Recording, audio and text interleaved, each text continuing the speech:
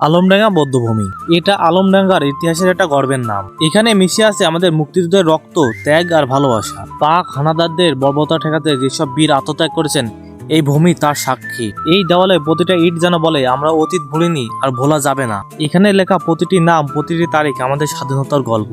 যারা নিজেদের রক্ত দিয়ে এই মাটিকে রক্ষা করেছে তাদের প্রতি শ্রদ্ধা জানাতে এই উদ্যোগ। আজও যখন কেউ এই স্থানে আসে মনে পড়ে যায় সেই অতীতের ভয়াবহ কথা।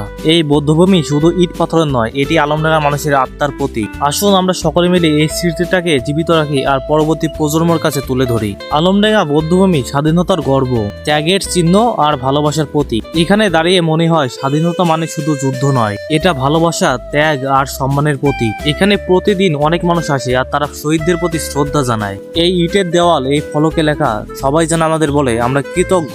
এই মাটিতে যে রক্ত ঝরেছে সেটাই স্বাধীন বাংলাদেশের ভিত্তি। তাই আসুন আমরা সকলে মিলে প্রতিজ্ঞা করি, এই ইতিহাস, এই গর্ব আমরা বাঁচিয়ে রাখবো প্রজন্ম থেকে প্রজন্ম। আলমডাঙ্গা বৌদ্ধভূমি এটা শুধু একটা স্থান নয়, এটি আমাদের একটি পরিচয়ের অংশ।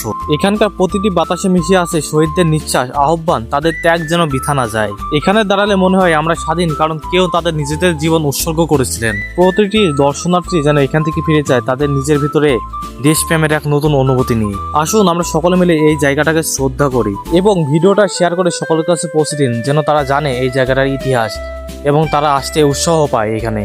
তো আশা করি সকলে ভালো থাকবেন, সকলের জন্য ভালোবাসা দোয়া রইল। আল্লাহ হাফেজ।